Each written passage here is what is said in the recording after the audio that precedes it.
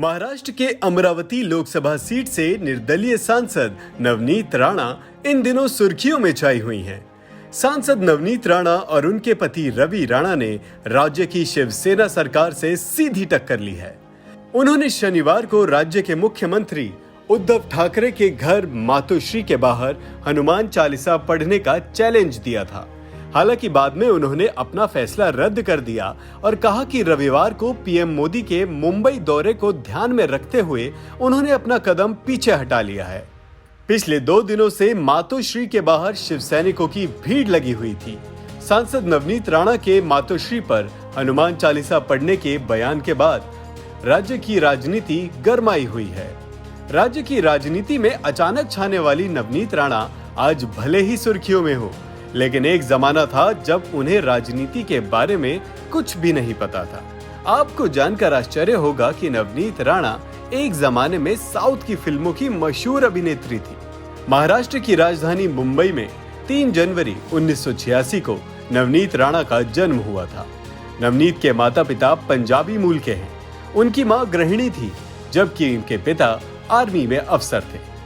नवनीत कौर ने फिल्मों में आने के लिए 12वीं के बाद से ही पढ़ाई छोड़ दी थी और मॉडलिंग करने लगी थी। मॉडलिंग की शुरुआत में उन्होंने 6 म्यूजिक एल्बम में काम किया और इसके बाद दर्शन नाम की कन्नड़ फिल्म से अपनी फिल्मी करियर की शुरुआत की थी।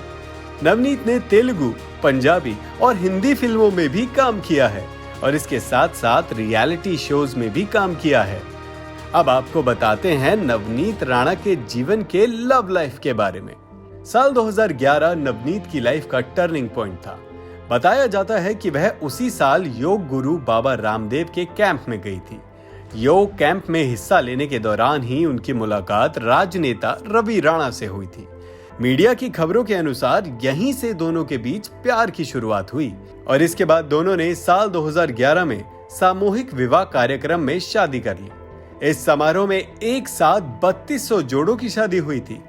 इनकी शादी ने जबरदस्त सुर्खियां बटोरी थी, क्योंकि यह पहली बार था जब किसी चर्चित अभिनेत्री ने सामूहिक विवाह कार्यक्रम में शादी की थी। इस शादी में राज्य के तत्कालीन मुख्यमंत्री पृथ्वीराज चौहान, बाबा रामदेव और सहारा समूह के अध्यक्ष सुब्रतो रॉय जैसी हस्तियां शामिल हुए थे। रवि राणा से शादी के बाद वह पूरी तरह से राजनीति में आ गई। साल 2014 के लोकसभा चुनाव में उन्होंने एनसीपी के टिकट पर अमरावती सीट से चुनाव लड़ा था। हालांकि उस चुनाव में वह शिवसेना के प्रत्याशी से हार गई थी। इसके बाद साल 2019 के लोकसभा चुनाव में उन्होंने निर्दलीय प्रत्याशी के रूप में पर्चा भरा और जीतकर सबको हैरान कर दिया। अपने मुखर स्वभाव की वजह से नवनीत हमेशा सुर्खियों में बनी रहती हैं।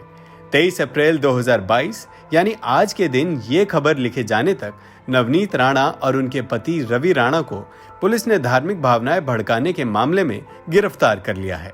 Bureau report.